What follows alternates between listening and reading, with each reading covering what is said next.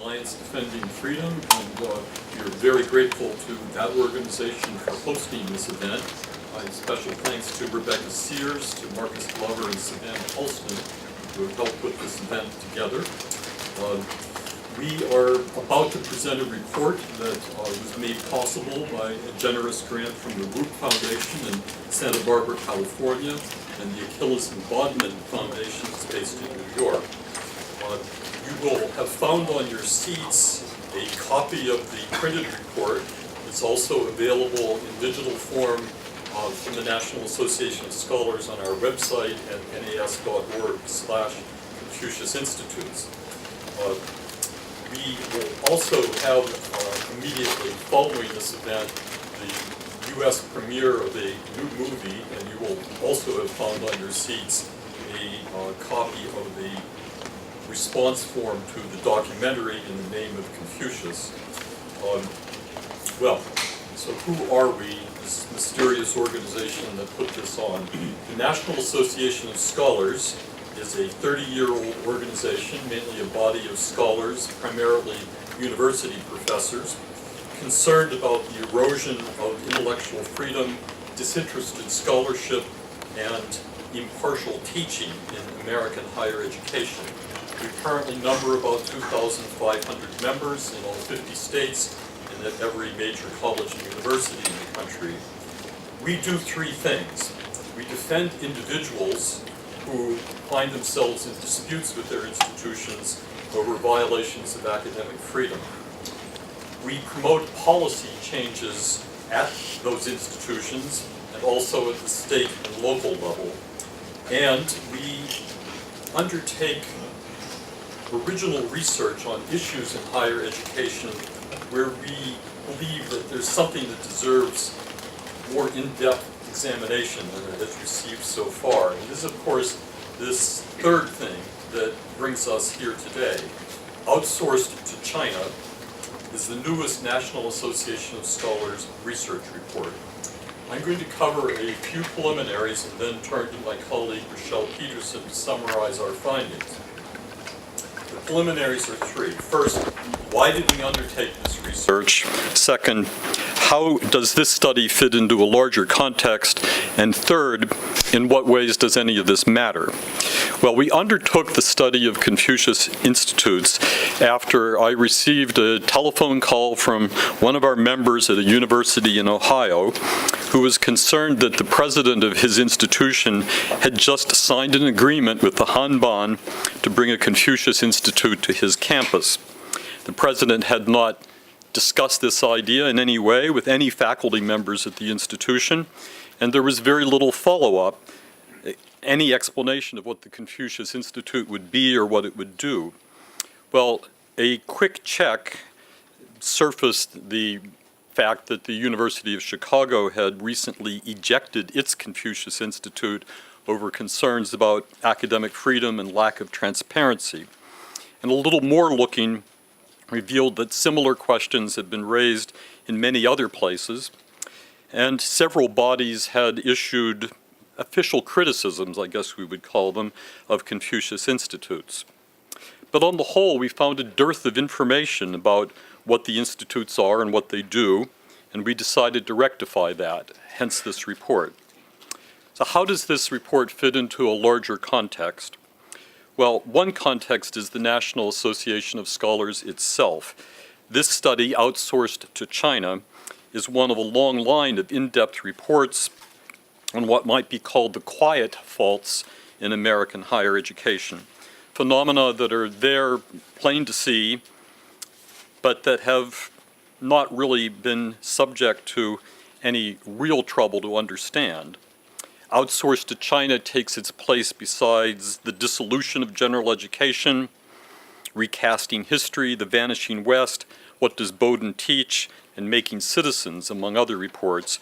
Rachelle Peterson, the author of Outsourced to China, wrote two previous NAS studies, Sustainability, Higher Education's New Fundamentalism, and Inside Divestment.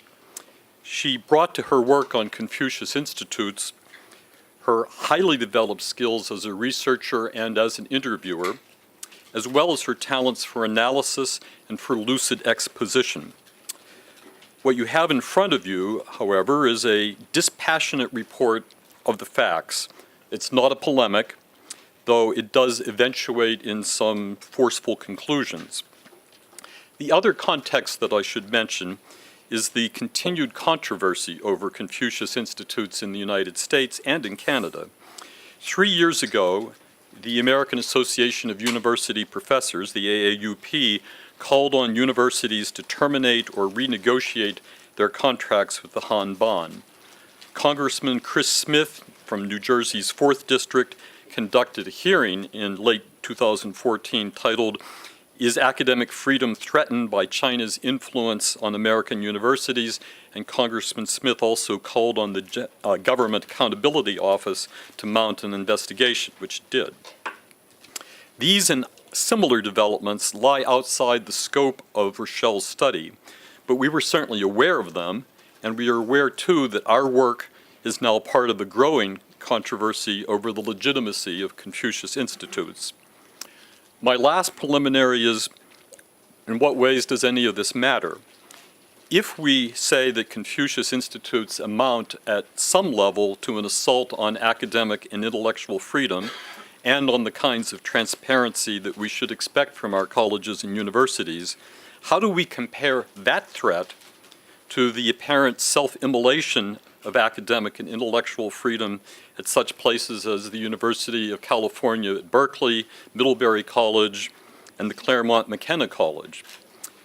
I worry that the subtle undermining of principle that we see in Confucius Institutes will be far overshadowed by the thuggish tactics of protesters who attempt to silence invited speakers to campuses over inflammatory domestic issues. In an age in which many campuses style themselves as part of a national resistance, is there enough room left for attention to register a threat that arises from something else, from people bearing gifts, from reliable income, and polished diplomacy? Well, those are questions that I hope our 4 speakers will attend to in the next few minutes. I'm next going to ask Rebecca Sears to give greetings from Alliance Defending Freedom. Thank you. Thank you so much, Dr. Peter Wood. It's such a pleasure to host the National Association of Scholars here today, and we're so grateful for their important work and insight on this insightful topic. Special thanks to President Dr. Peter Wood and Director of Research Projects, Rachelle Peterson, whose well-researched report we are launching, Outsourced to China. National Association of Scholars and Alliance Defending Freedom have a shared goal to see the college campus as a place devoted to the pursuit of truth and intellectual freedom. We have worked together in the fight for student-free speech and free association, and we both intervene in the cases of students and faculty members whose freedoms have been abridged. Alliance Defending Freedom is an alliance-building, nonprofit legal organization that advocates for the right of people to freely live out their faith, both domestically and internationally. Alliance Defending Freedom's Center for Academic Freedom is dedicated to ensuring freedom of speech and association for students and faculty so that everyone can freely participate in the marketplace of ideas without fear of government censorship. The importance of a robust enforcement of First Amendment protections on our nation's campuses is difficult to overstate. The United States Supreme Court has called public universities the marketplace of ideas. Without this marketplace of ideas, our civilization will stagnate and die. As the marketplace of ideas, public universities should be places where young adults learn to exercise the First Amendment rights necessary to participate in our system of government and to tolerate others' exercise of those same rights.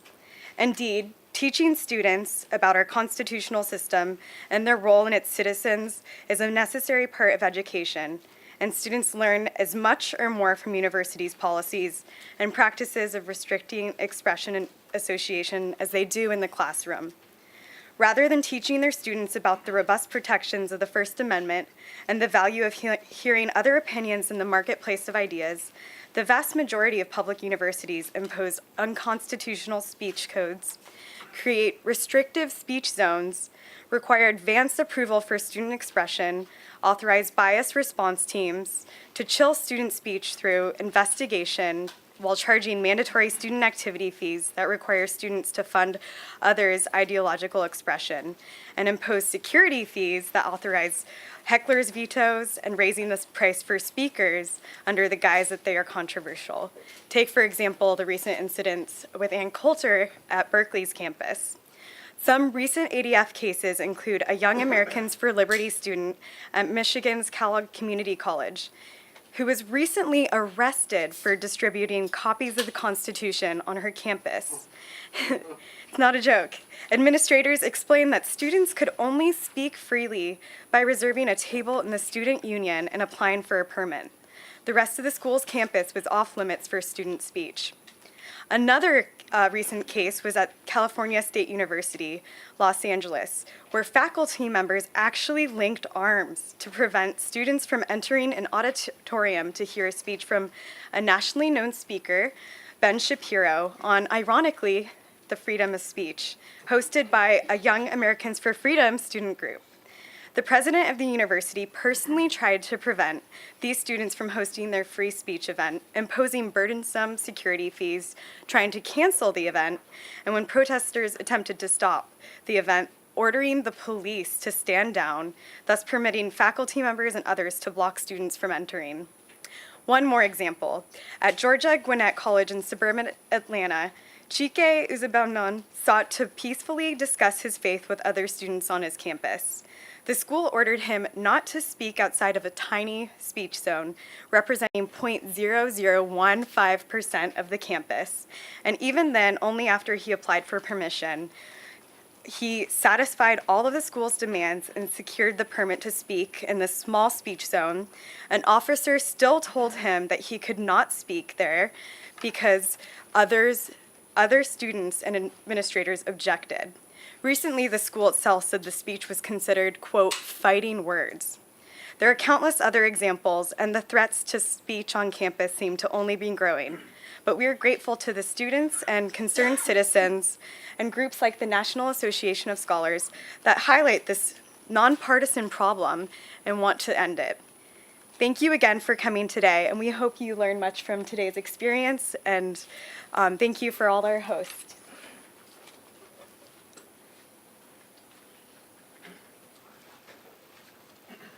Thanks, Rebecca. I'm about to introduce Rachelle, who is Director of Research Projects at the National Association of Scholars. She is a graduate a few years ago from the King's College, where she was valedictorian.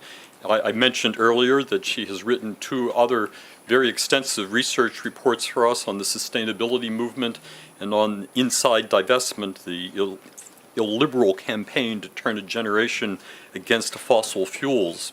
Her work has appeared in quite a few places, the New York Times, the Wall Street Journal, Commentary Magazine, and the Weekly Standard. She is a young woman who you will be hearing about for many years to come. I'm pleased to welcome Rachelle.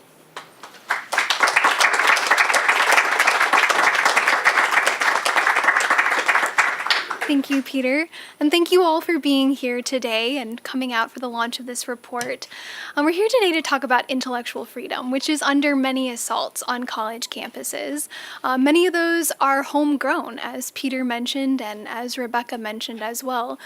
Think of Middlebury, think of Claremont McKenna College, think of UC Berkeley. But today we're here to focus on an external threat, and a threat that, oddly enough, higher education has welcomed warmly, and that is the growth of Chinese government-funded Confucius Institutes. The Chinese director of the New Jersey City University Confucius Institute told me that, quote, "We don't touch matters concerning the status of Taiwan or Falun Gong, a meditative practice that is outlawed in China.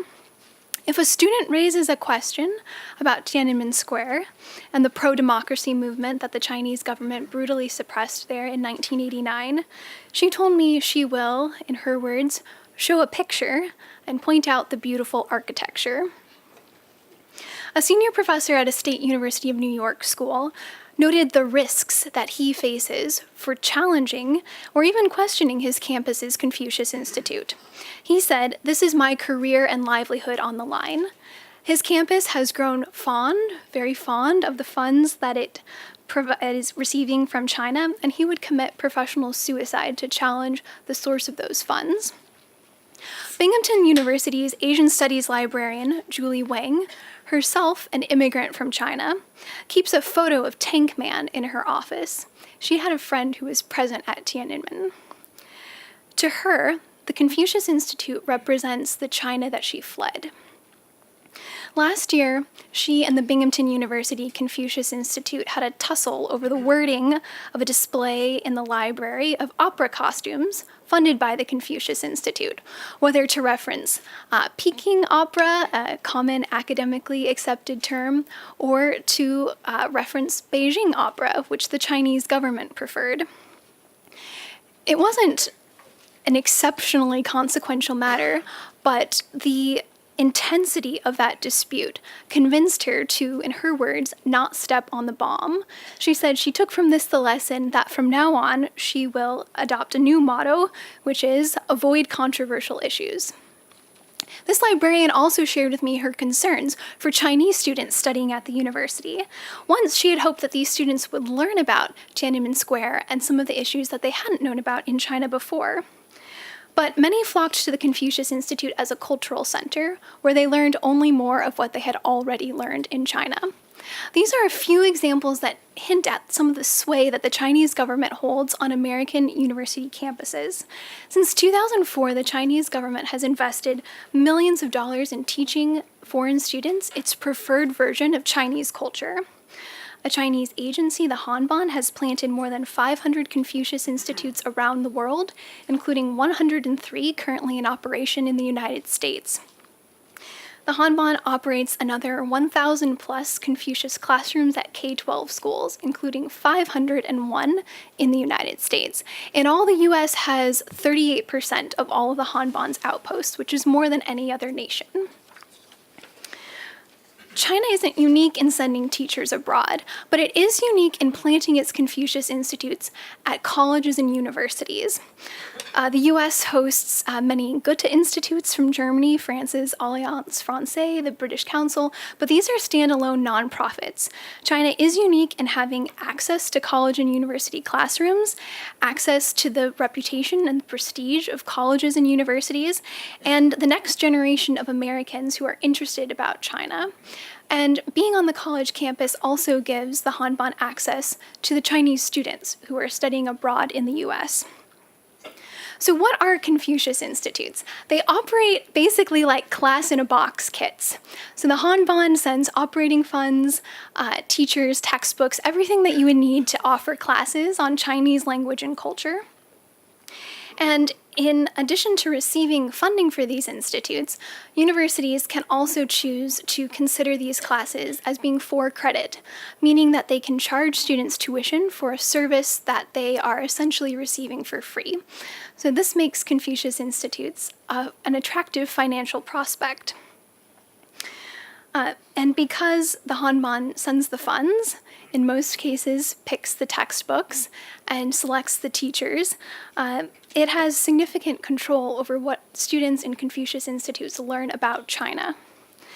So that's the first concern I raise with Confucius Institutes, the pressure that China can exert on universities to censor courses according to Chinese government pressures.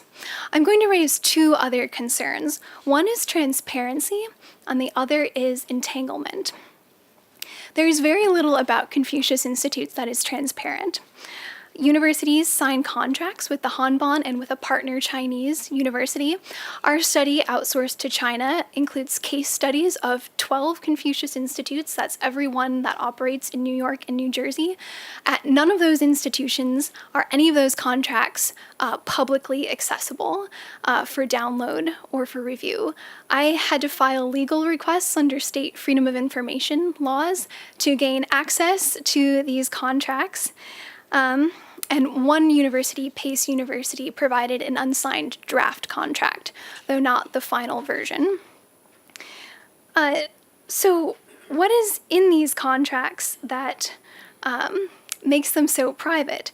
Well, for one, 2 of these contracts include explicit language that the Hanban requires universities to keep the documents confidential. Why is that? 2 sections of the contracts in particular speak to matters of intellectual freedom. One is a section that forbids, and here I'm quoting, tarnishing the reputation of the Confucius Institutes. The penalties for doing so include the Hanban revoking the contract, closing the Confucius Institute, and ending all funding.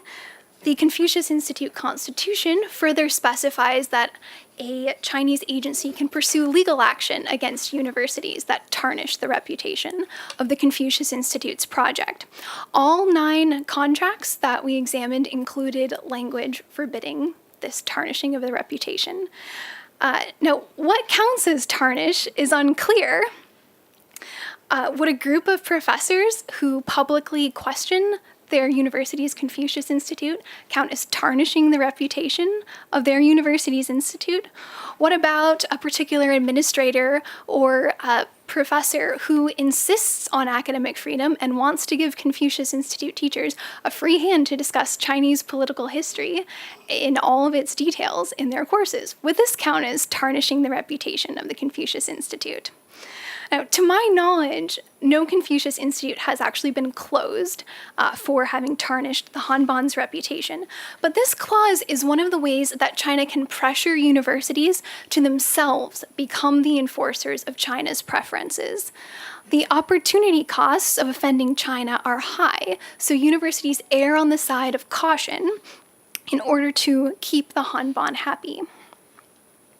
Another contractual clause of interest is the requirement that Confucius Institutes do not contravene concerning the laws and regulations of the US or China. Every Confucius Institute contract that we examined included this language or included a requirement that the institute operate according to the Confucius Institute Constitution, which itself requires adherence to Chinese law among its requirements for all Confucius Institutes. Now, again, what does it mean to not contravene concerning Chinese law? How does the Hanban expect universities to handle discrepancies between American law and Chinese law? Falun Gong is banned in China. Stories such as Sonia Zhao's, which we will see in the documentary later today, indicate that it is also banned in Confucius Institutes. What about other illiberal or discriminatory laws in China? What about those? The Hanban appears to have no legal power to compel American staff to enforce Chinese law on their Confucius Institutes, but it can use the leverage of privileges such as all expenses paid trips to China, applications for new projects, increased funding for study abroad as a way to encourage the university to adopt these preferences. And again, since the Hanban exercises strategic ambiguity as to what portions of Chinese law it is most interested in, the policy encourages universities to again err on the side of respecting Chinese preferences across the board. Regarding transparency, contracts are not the only thing that are difficult to track down. Gaining access to speak to people in Confucius Institutes and ask questions is also very difficult.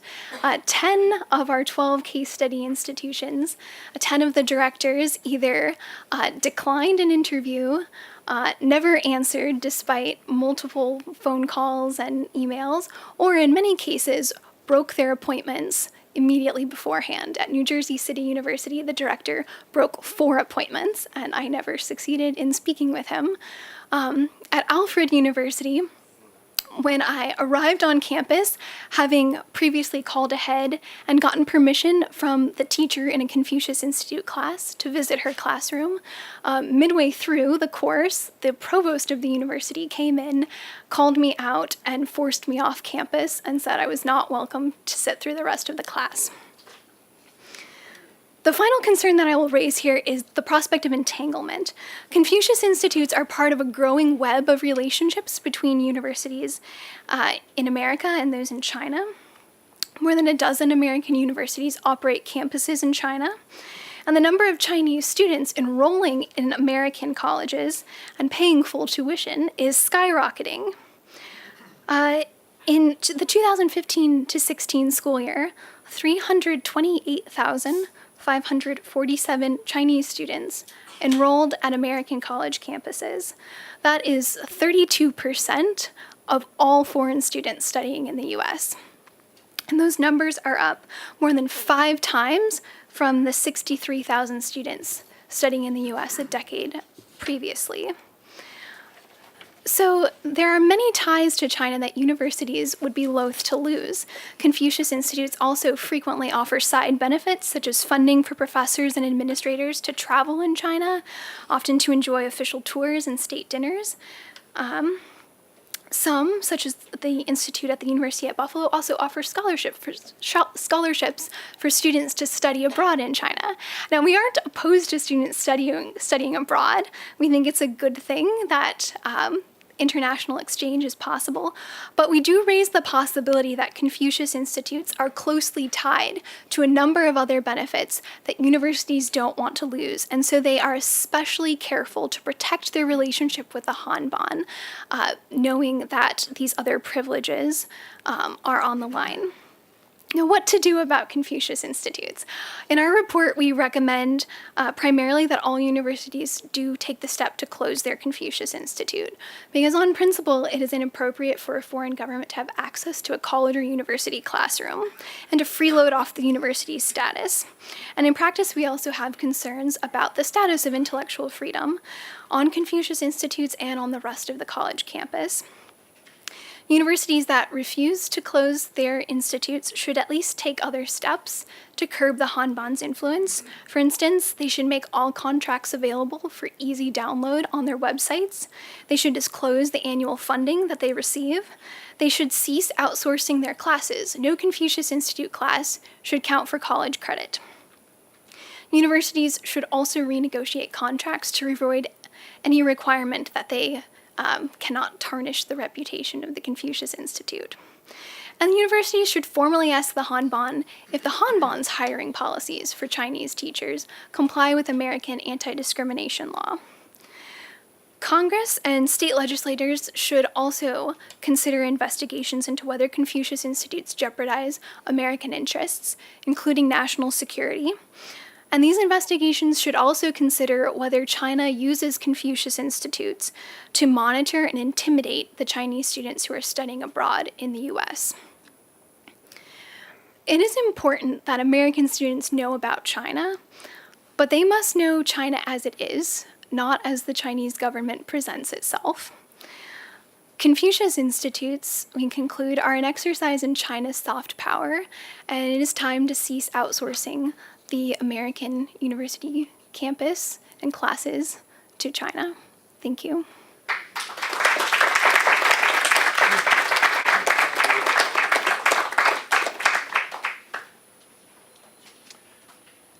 Our next speaker is Mike Gonzalez, who is the Catherine and Shelby Colton Davis Institute for International Studies Fellow at the Heritage Foundation.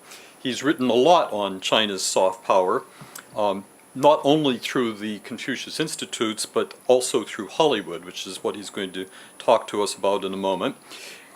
He was a speechwriter for the Security and Exchange Commission chairman, and later for the State Department during George W. Bush's administration.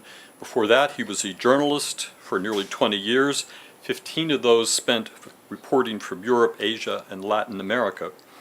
Mike was born in Cuba and left there at age 12 in 1972. He holds a bachelor's degree in communication from Boston's Emerson College, down the street from where I used to live, and an MBA from Columbia Business School, down the street from where I live now.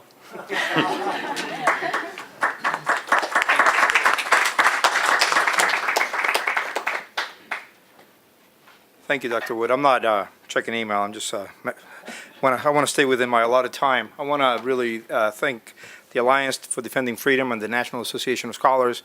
They produce great work, by the way. They produce a very good study on the new civics that I recommend to all of you. It's really entered the way I do my work after reading it. Now, this year's Oscars and the Golden Globes as well, we we saw that we were treated to a number of speeches and about the Trump administration, and there were too many to count, but they were hailed as brave and trailblazing. The next morning, all these actors went back to work, all these comedians and late night show hosts, and they suffered no consequences from what they did. Now ask yourself, when was the last time you saw Richard Gere in a major Hollywood movie?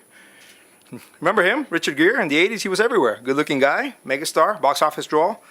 What happened? In 1993, the star of American Gigolo and Pretty Woman did something that really takes courage. He took to the red carpet at the Hollywood Awards ceremony, and he went on to talk about China's occupation of Tibet. He called Tibet a, quote, horrendous human rights situation, unquote. A longtime friend of the Dalai Lama, Richard Gere went on to speak openly about China's abuses, not just of Tibetans, but of its own people. As a result, he hasn't made a major studio movie in a decade and is now relegated to indie films. Why is that?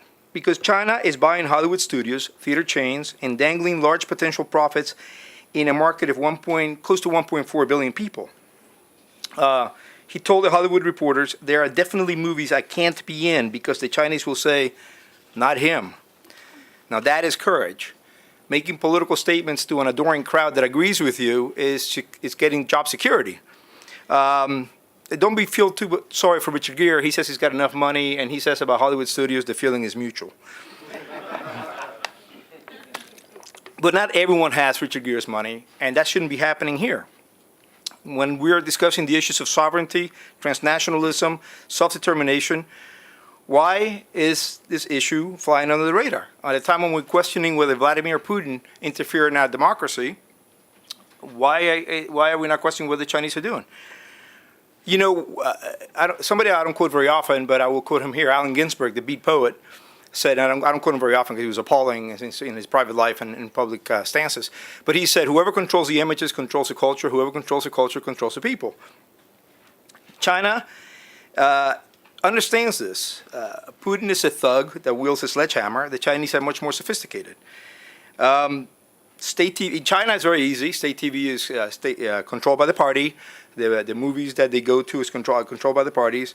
Even what they watch on the internet is controlled by the party because they have very good firewalls that our companies have sold them here in the U.S. With the West, China takes a more indirect route. Hollywood people can go back to be moguls and make a bundle, but they have to toe an ideological line.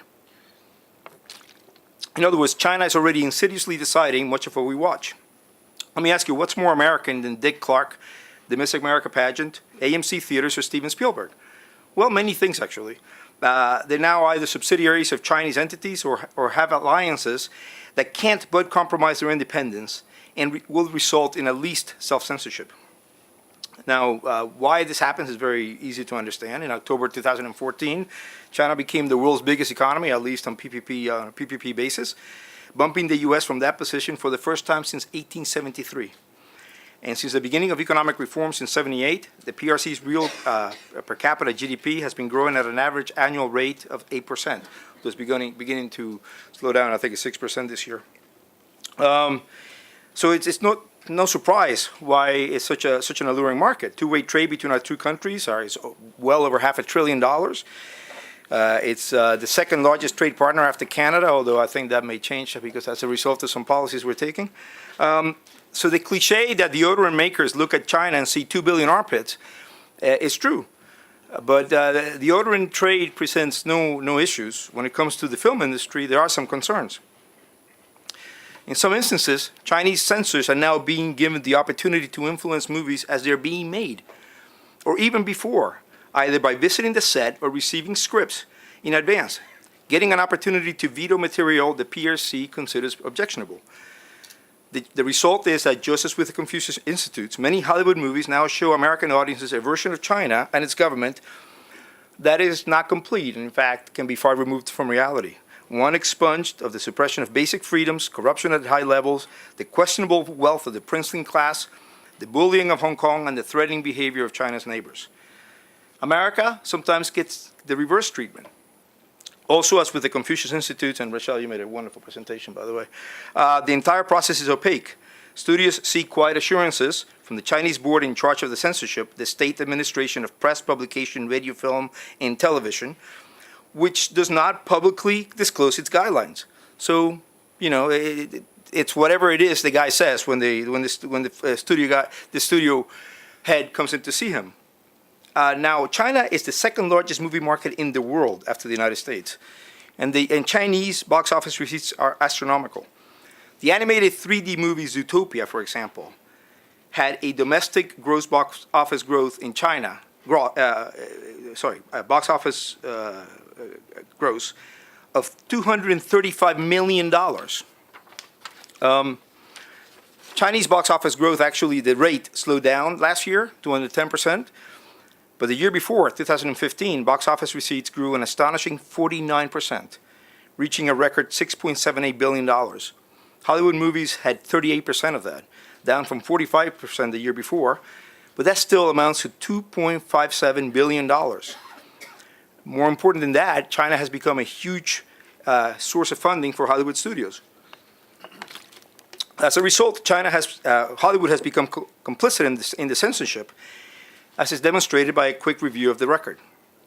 Now, censorship can be imposed in a multitude of ways. For example, Chinese censors can be invited to visit a movie set, as was the case at the filming of Disney's Iron Man 3, when they were asked to advise on creative decisions. Universal Pictures, on the other hand, submitted the script for its fantasy The Mummy, Tomb of the Dragon Emperor, to the Chinese censors and got it approved with minor tweaks. The name of a Chinese emperor had to be fictionalized, and they requested that the emperor not be made to look like Mao. But when the censors saw the film, they realized, to their great astonishment, that there was a problem that had not become apparent when they read the script. White Westerners were saving China. So because they had reapproved it, they allowed the Universal to show the movie in Chinese theaters, but only after a very costly delay. The same fate befell The Karate Kid, made by Sony. They submitted the script to the Chinese censors, and after some changes in the plot were made, the film was reapproved. The Karate Kid, produced by Will Smith and starring his own son Jaden, in fact, showed China in a very positive light.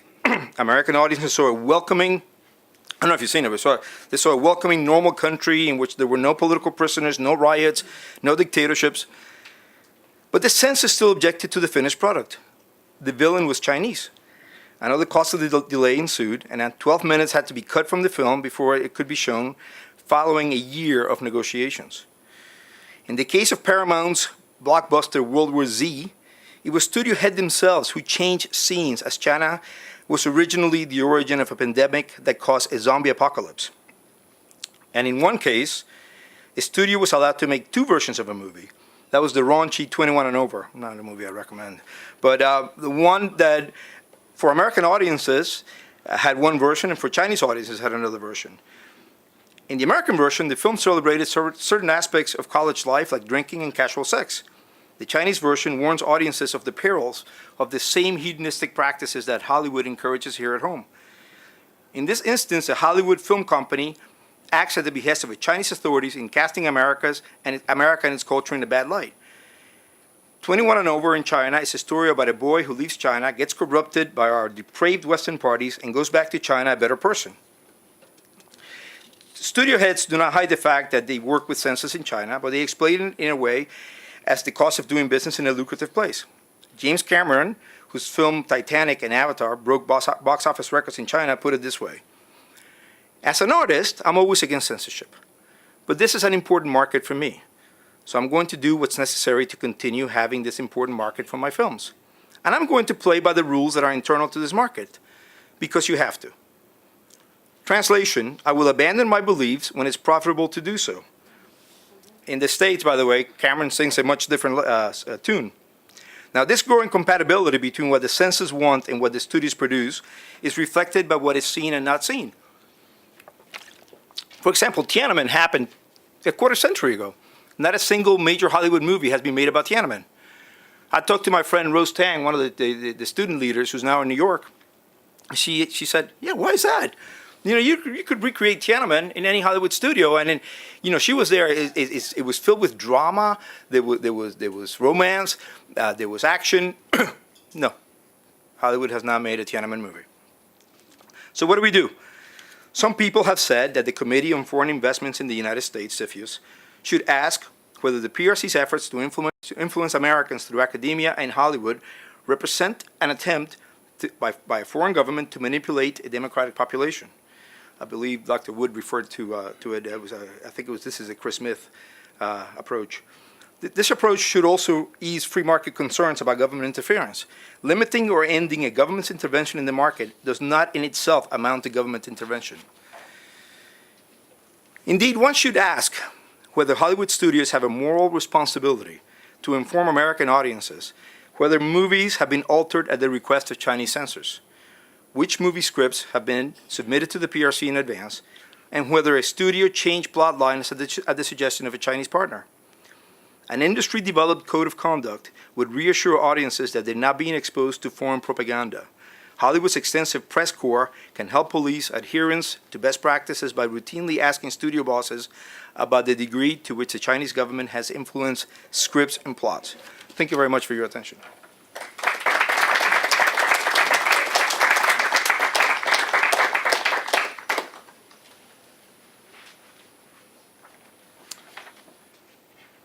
It's my pleasure to introduce Doris Liu, who's here from Toronto. She is an award-winning documentary filmmaker. She's been the director of In the Name of Confucius, with the film that we're about to show at the end of this presentation. And it will be our, as I've said, U.S. premiere. In the Name of Confucius had its Canadian premiere earlier this year, and it has already won a number of awards. The Humanitarian Award of Distinction at the 2016 Accolade Global Film Competition, and the Award of Excellence for a Documentary Feature in the 2016 Impact Docs Awards. The film's also been nominated for a Golden Sheath Award at the 2017 Yorkton Film Festival. Doris is a Chinese immigrant whose aim is to tell compelling stories that are rarely seen, yet essential for the Western world to understand its relationship with China. Doris?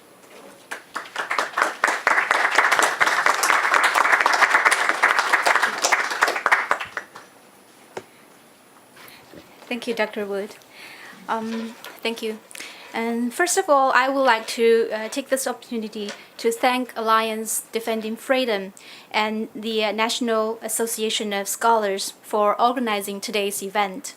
And I would also like to congratulate Ms. Rachelle Peterson for compiling such a solid and compelling report on Confucius Institutes. I think this is an extremely important issue that needs attention from governments to the members of public, because it affects our education system by the Chinese government and affects it from within. Universities are essential to preserve the core values and democratic character of our free societies. They should be heavens for freedom of expression and academic integrity. However, evidences have shown that by allowing Confucius Institutes entering our campuses, the host universities and schools have allowed these principles to be compromised. And this is the very reason I decided to make this documentary In the Name of Confucius. And the film features the exclusive personal story of the former Confucius Institute's instructor, Sonia Zhao. And Sonia escaped the institute and then filed a human rights complaint against the Confucius Institutes in Canada's McMaster University. And that legal challenge led to the McMaster University close down its Confucius Institutes in 2013. And the film also profiles Canada's largest school board, the Toronto District School Board, when the school board is facing a public outcry against its plan to open the world's so-called the largest Confucius Institutes in the world. It took me 3 years to make this film. During the time, I visited and spoke with the universities and schools across Canada, trying to find out reasons why they welcomed or rejected the Confucius Institute. Oftentimes, the CI host institutions didn't want to participate in my film or didn't want to discuss the controversies surrounding the Confucius Institutes.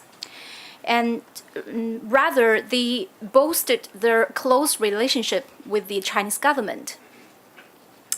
I'm going to share one of the cases that didn't end up in the film. And that happened with the Brock University near the Niagara Falls. And its Confucius Institute didn't have a Chinese director. At the time I contacted them, but instead there were 2 faculty members from the university serving as co-CI directors. Initially, the directors were very happy to have us on campus filming. We scheduled 2 days of filming.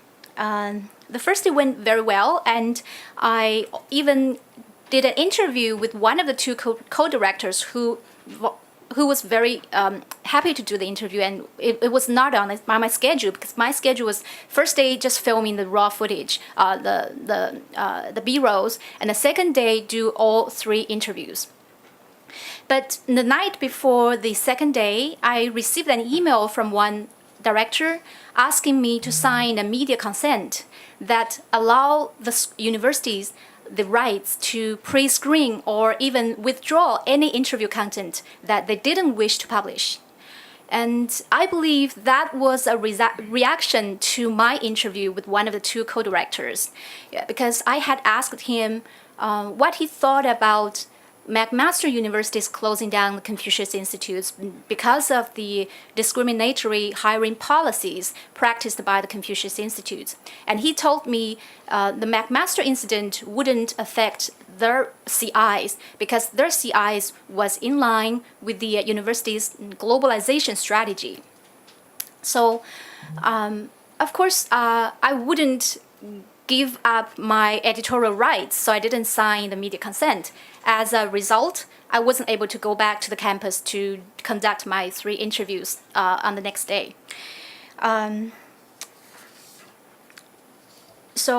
This very university also told a Tibetan student not to show a Tibetan flag in an annual activity, which was supposed to celebrate the various nationalities on campus.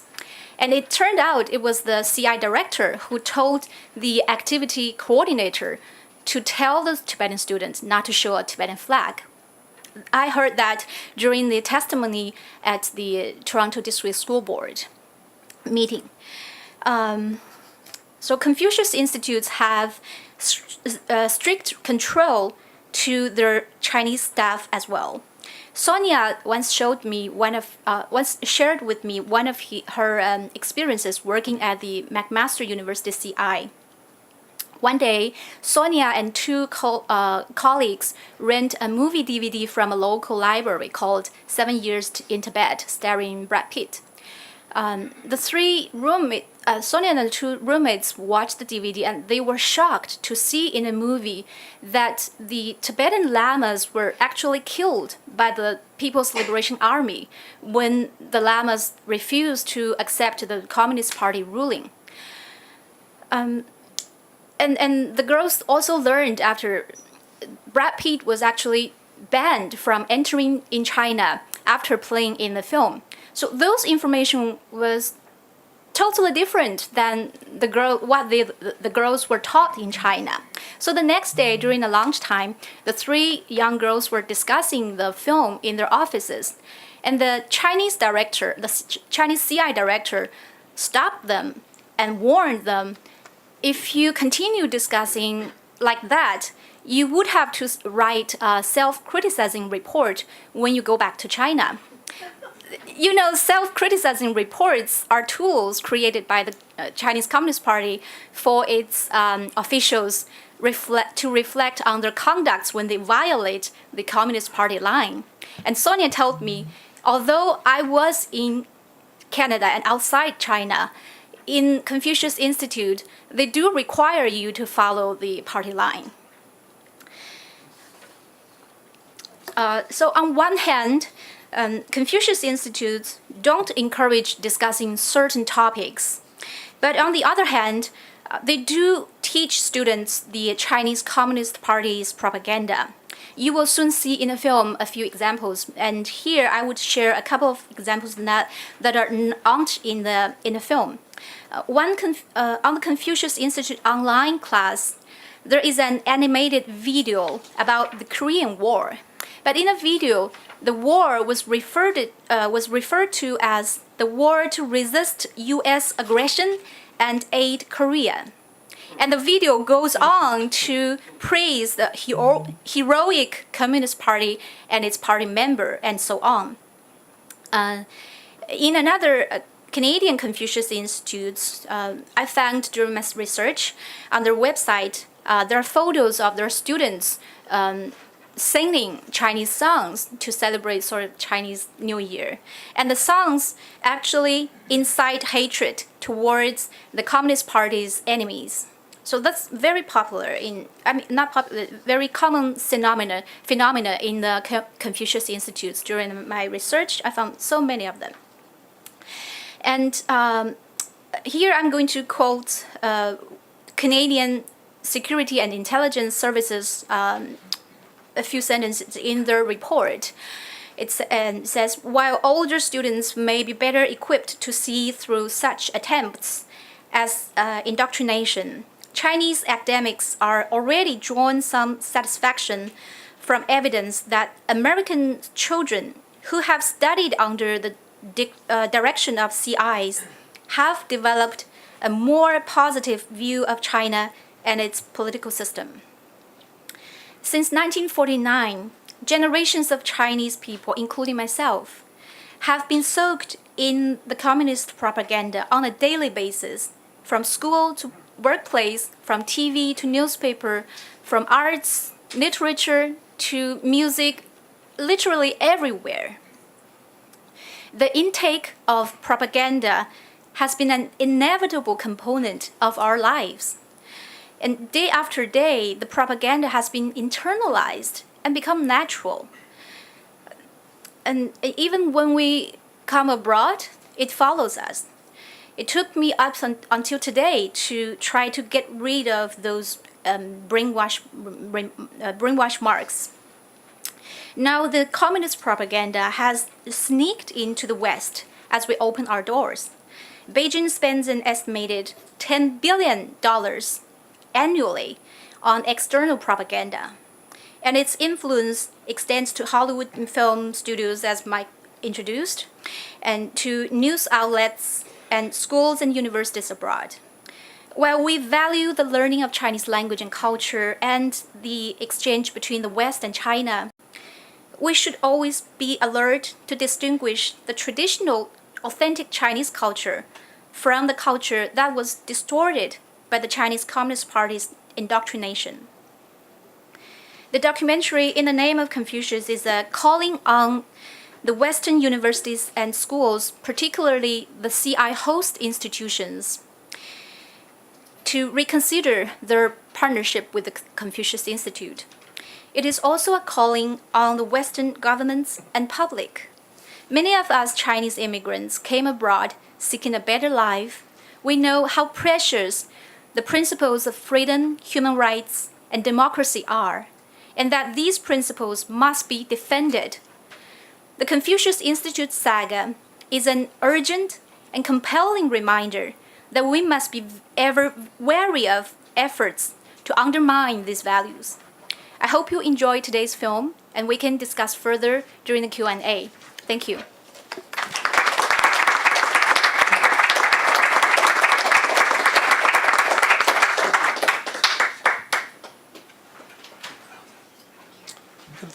Great honor of introducing our last speaker, David Kilgour, who is a well-known human rights activist, author, lawyer, former Canadian politician. During his 27 years in the House of Commons, he served as Deputy Speaker and Chair of the Committee of the Whole House, Secretary of State for Latin America and Africa, and Secretary of State for Asia Pacific. He has been a long-time leader in identifying and calling out Abuses of Human Dignity. In 2009, he published with David Mattis the book Bloody Harvest, The Killing of Falun Gong for Their Organs. He and Mattis were awarded the 2009 Human Rights Prize of the International Society for Human Rights in Switzerland. He was also nominated in 2010 for the Nobel Peace Prize for their work in raising awareness of state-sponsored organ pillaging in China.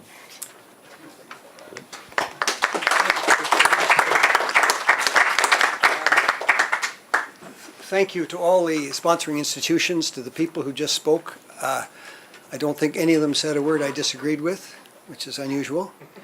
The film you'll all find is phenomenal. I really thank you again for 3 years to make the film. Wow. Look, time is very short. I have my watch, and you'll cut me off, I'm sure, Mr. Chairperson, if I go too long. The Canadian Association of University Teachers passed a resolution calling on all universities to cease hosting, I'll call them CIs if you don't mind. And I'm happy to tell you that a number of them have done it. University of Manitoba, actually where I went to, has done it, or didn't allow them to come in. David Matus probably had a say in that. McMaster University, you've spoken about. The Toronto District School Board has had a huge amount of attention properly. And the Canadian Association of University Teachers, James Turk, noted that oh, by the way, I have a text, but if anybody's interested, everybody with the name Kilgour in the United States spells it O-R-E. And I'm told that's your immigration service made them change it when they came from Scotland from O-U-R to O-R. But if you go to David Kilgour and Google it, my website will come up pretty quickly. And the first thing you'll see is a forum we had recently on religious liberty in China. And one of the people who spoke was our former ambassador to China, David Mulroney. And I think his text is up on the website too. And this will be up on the website too, hopefully by tomorrow. There's a lot to say, and I'm going to, David, I'll skip that. David Matus was speaking in April of 2008 at San Francisco State University. Shortly before the event, I'm quoting him here, they canceled the venue. The organizers rescheduled the event to a nearby hotel. The university put up signs saying the event, not just the venue, had been canceled. The organizers had to place volunteers at the university to redirect people to the hotel. At the time, the San Francisco University had a Confucius Institute. Now, a word about the Chinese legal system, because there's a huge amount of ignorance about that. Fellow Canadian Doris and I, Clive Ansley, practiced law in Shanghai for 14 years until the mid-2006. I think he left, couldn't take it anymore. He's now on the advisory board of the International Coalition to End Organ Pillaging in China, and I hope some or all of you will consider joining us too. The website, I think you'll find, is pretty impressive. He points out that there is no rule of law in China, and I hope nobody here thinks there is. As he puts it, quote, China does not have a legal system in any meaningful sense. It's a completely bogus system which was introduced in 1979 for reasons having little or nothing to do with any desire to implement the rule of law. It was largely motivated by a desire to attract foreign investment. He goes on and explains that there was never any intention whatsoever on the part of the party state to implement the rule of law. On the contrary, from 1979 to the present, it has been implacably, irrevocably committed to ensuring that the rule of law is never implemented in China. It's very difficult to find a Chinese judge, he goes on, who takes even a passing interest in the written law. In any event, no court in quotation marks in China has the power to entertain any challenge to party authority. I must say I've had a note this morning from a law professor friend in Montreal who asked me to mention, and I do so gladly, that a lot of young lawyers in China are trying to fight for a modern rule of law system, particularly with respect to the environment. Now, one more quote from Clive Ansley, because he's lived with it, ladies and gentlemen, for a long time. The notion of Chinese law is a travesty. China is a brutal police state, pure and simple. We should take a very strong position that in the end we are not primarily interested in cosmetic changes within a bogus legislative system. The position is based on irrefutable evidence, he's talking about organ pillaging here, of what is essentially happening irrespective of what's permitted under Chinese law. We can prove the statistics, we can prove the numbers, or and so on. I'll skip that. Anyway, in 2006, the coalition to investigate the persecution of Falun Gong asked Matus and myself to look into this. We released 2 reports and a book, which was mentioned. To our dismay and surprise, we concluded that for 41,500 transplants done in the years 2000-2005, the only plausible explanation was Falun Gong. We have 32 kinds of evidence we found. I was a prosecutor for 10 years. I should know something about evidence. I think if you, I won't take time to give you some of the evidence we found. Let me refer instead to a book called The Slaughter by Ethan Gutman, who was raised in New York. He puts the persecution of, not down the street, I hope, he might have been. He now lives in London. Is that what you did to him in New York? The Falun Gong, Tibetan, Uyghur, and House Christian communities in context. He explains how he arrives at his best estimate, in quotation marks, that the organs of 65,000 Falun Gong and, quote, 2,000 to 4,000, close quote, Uyghur, Tibetans, and House Christians were harvested in the 2000-2008 period alone. No donors survive because they don't just take your kidney, they take all your organs and then your body is burned, is the way it works in China. Now, the 3 of us did an update on our books in 2016 in Washington, Brussels, and Ottawa. We looked at literally hundreds of hospitals, websites, and so on. We have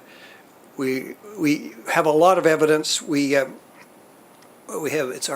update is something like 700 pages. You can get it on through my website if you like, and 2,400 footnotes. So we really went at this knowing that everything we said had to be absolutely airtight.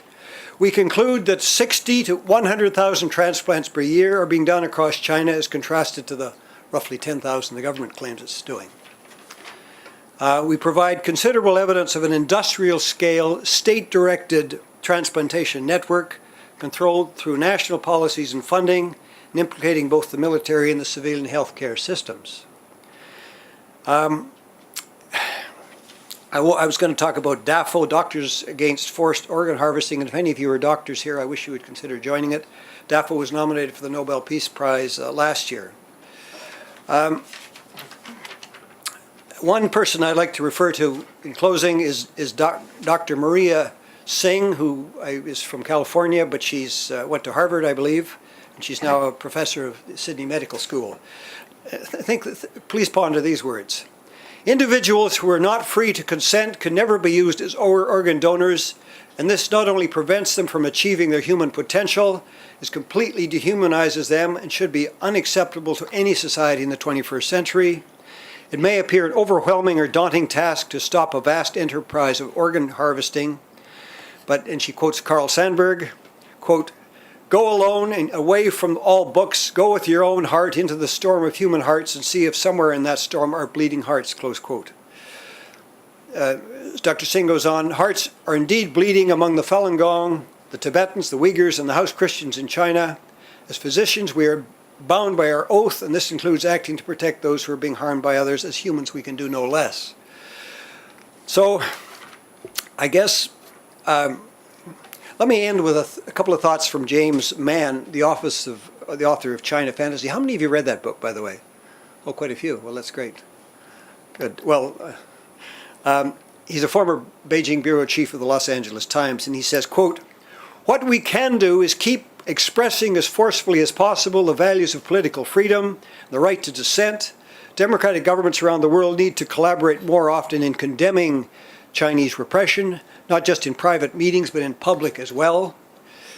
Why should there be a one-way street in which Chinese leaders send their own children to America's best schools while locking up lawyers at home?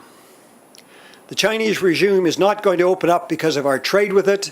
The China fantasy amounted to both a conceptual failure and a strategic blunder. The next president," I guess he's talking about President Trump, "will need to start out afresh." So let me conclude this talk with, please ponder the genocidal reality that even if only 60,000 transplants are being done per year across China, that means, ladies and gentlemen, if you do the arithmetic, 250 people a day are being killed for their organs.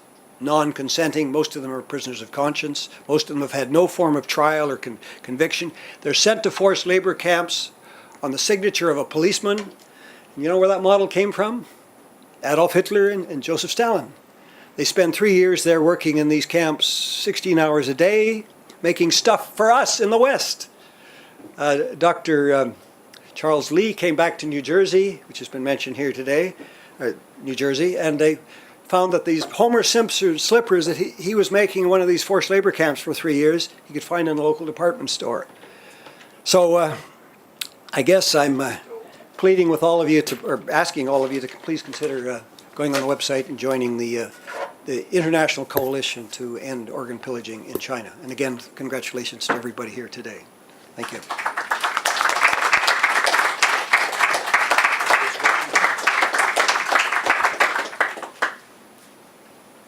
Well, as often happens at these things, we're a little bit off schedule, but we do have some time for questions. I think what we have someone who's got a mic. Hi. Hi. It's on? Yeah. Okay. Yeah, I have two questions. One for you, Dr. Wood. In your opening remark, you mentioned about Congressman Charles Smith's Yes. hearing on the Confucius Institute. Yes. I remember that was about 2 years ago. Yes. And at the conclusion, he mentioned about reviewing the contracts that CI signs with American higher education. Has there been any update on that? So that's one. And my second question is for Rachelle. Am I pronouncing it right? Yes. Yeah, in your, you gave some specific examples of how information is censored in CI with regard to Falun Gong and so forth. I would appreciate if you could speak on censorship in CI with regard to Tibet issue and Dalai Lama. I'm going to have to refer both questions to Rachelle. Do you want to take the microphone? Well, we have a couple people here who work with Congressman Smith who may be able to answer your first question better, but I'll look at your second question. So censorship specifically regarding Tibet, yes. Correct? Yes, this was another of the questions that we asked at our 12 case study institutions, and from what we found, Tibet is another topic that is pretty much off limits. North Carolina State University disinvited the Dalai Lama from speaking in 2009, reportedly under pressure from the Confucius Institute there on campus. And when I asked Confucius Institute directors and teachers, could you discuss the Dalai Lama? What would you say about Tibet? The response was pretty much silence, that they wouldn't be able to say anything. When I spoke to American professors at these universities, professors who were not associated with the Confucius Institute, but who were teaching in Chinese studies programs, teaching on subjects related, they all told me that if they wanted to do a program on Tibet, they would not look to cooperate with the Confucius Institute because they knew it was a non-starter. And one of those professors, or one professor who also served as the Confucius Institute director, said he had to keep his, if he wanted to do something on Tibet, he would have to keep it completely separate from his work at the Confucius Institute. Is there someone from Chris Smith? Scott Flipsy, we're here. We're from the Congressional Executive Commission on China, but I represent Chris Smith on the commission. We did have a hearing on Confucius Institutes. The GAO report, though, the part that came out was on NYU and some of the schools in China. The Confucius Institutes here is still to be done, and hopefully in a year or so that'll be done.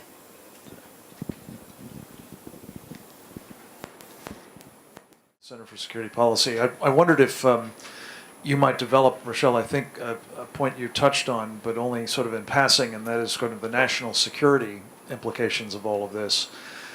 In the course of your investigations, and I've not had a chance to look at your material, but did you have a chance to explore whether there's evidence that people are being recruited by Chinese intelligence to either, in a soft power way, exercise sort of influence inside this country, or perhaps do more aggressive hard power kind of work?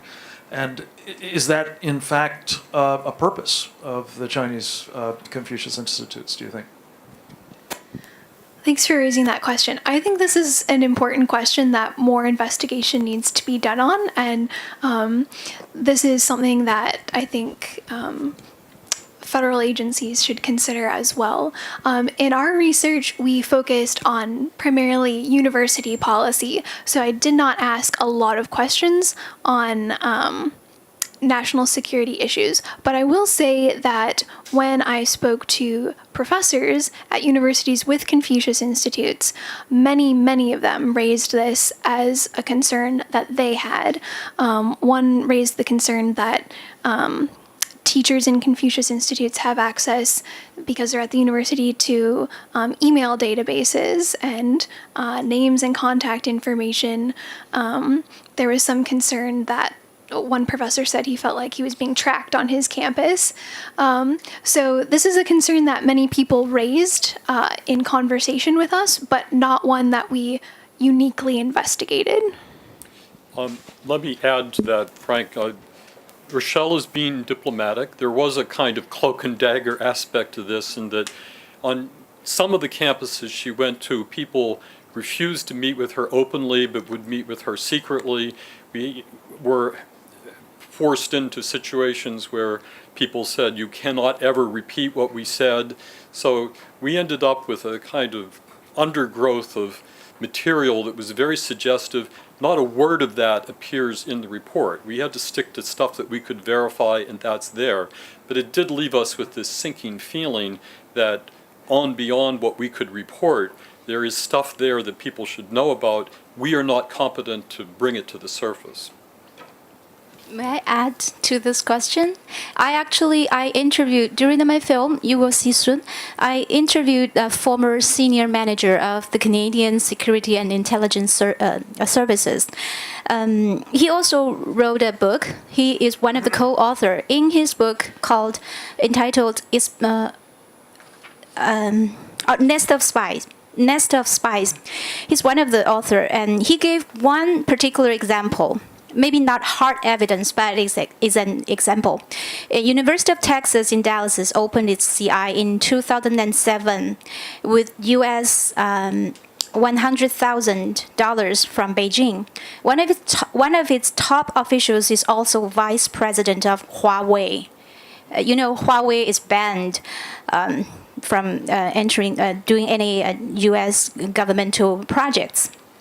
And Dallas locates in the telecom corridor where many major multinationals are based. Huawei and ZTE, it's their U.S. headquarters in Plano, Texas. And this is one of the evidences close to the CI in the U.S. And also, I can also give a couple examples in Canada. The officer I interviewed, his name is Michel Juno Katsuya. He served over 20 years as Asia Pacific Chief in Canadian Security Intelligence Services. And he gave evidence when he was testimony at the Toronto District School Board debating this CI issue. And he said one of the 12 Canadian CIs was actually under investigation by the CSIS because the Chinese staff in the CI actively request their emails being part of the government, because that particular CI was a partnership with the provincial government in Canada and the provincial government in China. So the Chinese staff in the CI asked their emails to be included in the Canadian governmental, provincial governmental email system, so that they can acquire critical data and information and so on. That's one particular example. Another one is another Canadian CI in Montreal. And I read from CBC's report.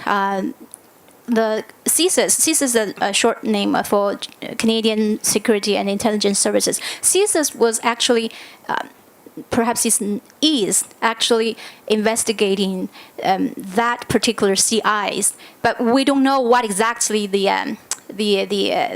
issue is because they seldomly disclose that, right? But we know for sure that particular CI is under close watch by the CSIS.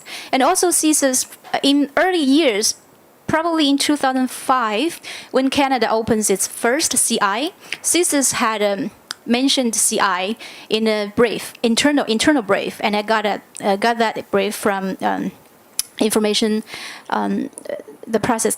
And CSIS mentioned in the report, it says, after the 2008 Beijing Olympic, CI has become a major soft power tool by the Chinese government, now placing in the West. And the Chinese government wants the rest of the world to see China, anything China or Chinese, positive, in a positive way. That means they want to win the hearts and minds of the West. And also CSIS, I forgot the year, but CSIS has also, in an annual report, also write about the espionage things related to the CIs, one full chapter. Alongside all those academic concerns, CSIS also mentioned some of the CI staff, not all of them, some of them are very likely to be staffed by the Chinese intelligence agencies as the spy agency or informants. They are trying to collect information, whatever information that is useful to the Chinese government, formally or informally, or just by chatting, like we have dinner and we talk about each other, talk about the things we work. And then those are all useful information by the collected. They want to collect, and we can talk more about on this issue. Unfortunately, we have time for only one more question, I think. So. And a lot of these concerns that your speakers raised today are tracking concerns we have there. This is questions for either Doris Liu or Rachelle Peterson. I'm wondering about one of the concerns about the Confucius Institutes is potentially spying on Chinese students, which I think they do a lot of. And I'm wondering from the perspective of the U.S., one of the reasons we want foreign students to come and study is to experience, American values and open society. And I don't know if either of you got any sense of how Chinese students saw the Confucius Institutes, and in particular having, Chinese officials, Chinese officials basically officially affiliated with American institutions, and in some sense, implicitly condoning this kind of behavior, and what had impact that might have had on how they viewed this supposedly open society that they were living in during their studies. Did either of you get any sense of that? That's a good question. Unfortunately, because of how difficult it is to get access to some of these Confucius Institutes, I did not have one-on-one interviews with students. But Chinese immigrants to the U.S. who worked at these universities that I spoke with were very shocked and disappointed to find a Confucius Institute on their campus. I referenced the Binghamton University librarian who thought this was a piece of the China that she had left behind. That's a sentiment that many other people echoed as well.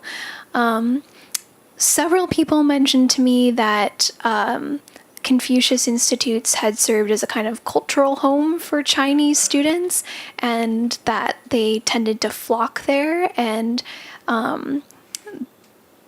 they were disappointed that some of these students were not being exposed to broader forms of American culture, but were sort of hunkered down with other students in the Confucius Institute, where they were getting more of the same of what they had in China. I've seen many instances of Chinese students complaining about that the CIs were used to spy on them. Well, just one issue you might find interesting. David Mathis was speaking at Columbia in about 2006 about organ pillaging, and somebody gave us an email that had gone out to all of the Chinese students in New York City, telling them to show up at this event at the theater at Columbia with banners, and there was a phrase like, be prepared to use the banners. You can imagine what that meant. But fortunately, somebody gave us the email. David showed up and spent the whole time talking about freedom of speech in America and so on. And there were police all through the theater. And eventually, most of these students, who have no choice, as you note, but to go, left.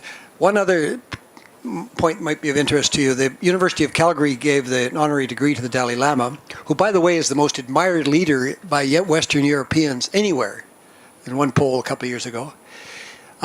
As a result, the University of Calgary lost its status as being an acceptable university for Chinese students to study at, and no Chinese student, I'm sorry to say, has gone to the University of Calgary since. Now, that is just unspeakable. Just briefly, one of the concerns raised by CSIS, Canadian Security Intelligence Services, was in their report was CIs has been used by the Chinese government to not spy on, but monitor the overseas Chinese students and staffs. That's one of the concerns. And in terms of how the Chinese students see CIs, unfortunately, I didn't particularly go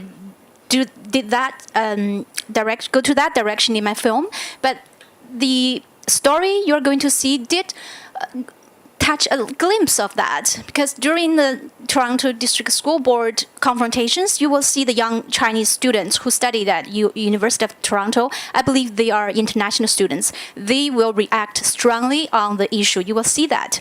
I want to give you an example of the former CSIS director, Mr. Fadden.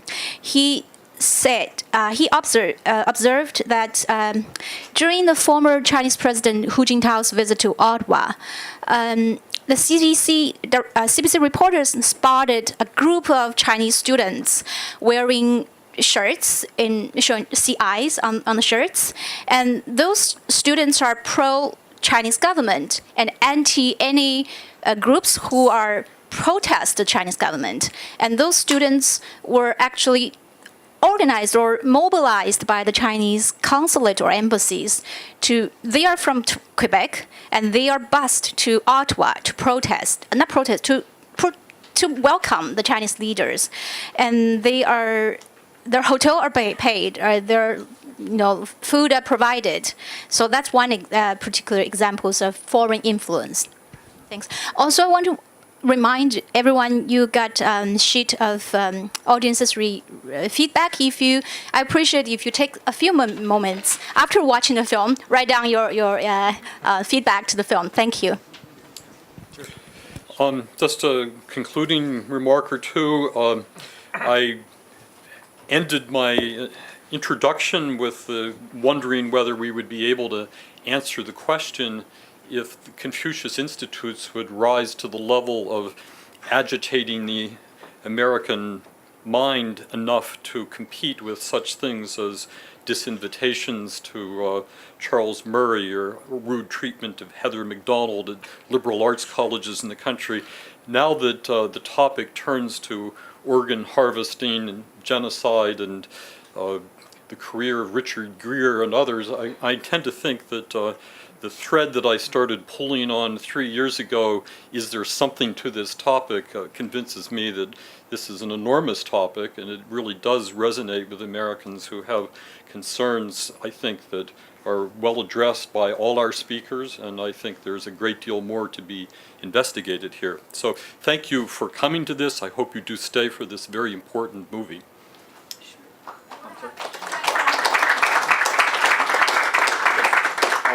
I'm told we have a 5-minute break before the movie starts, so stretch your legs.